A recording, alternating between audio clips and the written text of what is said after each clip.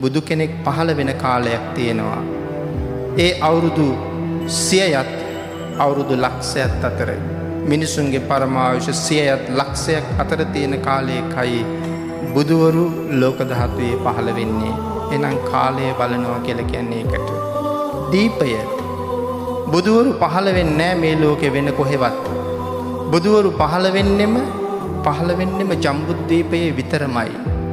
හැබැයි ජම්බුද්වීපය කියලා කියන්නේ ඉන්දියාවට නෙවෙයි. ඒක අපි හොඳටම දැනගන්න ඕනේ. ලෝකය බෙදෙනවා මහද්වීප පහකට. මේ මහද්වීප පහේ විශාලතම මහද්වීපයටයි ජම්බුද්වීපය කියලා කියන්නේ. ඒ ඉන්දියාව විතරක් නෙවෙයි. වර්තමානයේ සඳහන් කෙරුවොත් ජම්බුද්වීපය ආරම්භ වෙන්නේ සෝවියට් රුසියාවෙන්.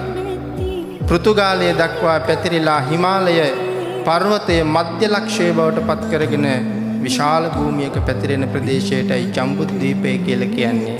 එහෙමනම් බෝසත්වරු පහළ වෙන්නෙම මේ ජම්බුද්වීපයේ. එහෙමනම් කාලයයි දීපයයි දේශයයි. දේශය කියලා කියන්නේ මධ්‍ය දේශයමයි. ජම්බුද්වීපයේ මධ්‍ය දේශය හිමාල පර්වතයේ මධ්‍ය ලක්ෂය වෙනවා කියලා අපි සඳහන් කළේ. එහෙමනම් ජම්බුද්වීපයේ මධ්‍ය දේශය බවට පත් වෙන්නේ අපි අද සඳහන් කරන ඉන්දියාවාදී ප්‍රදේශය.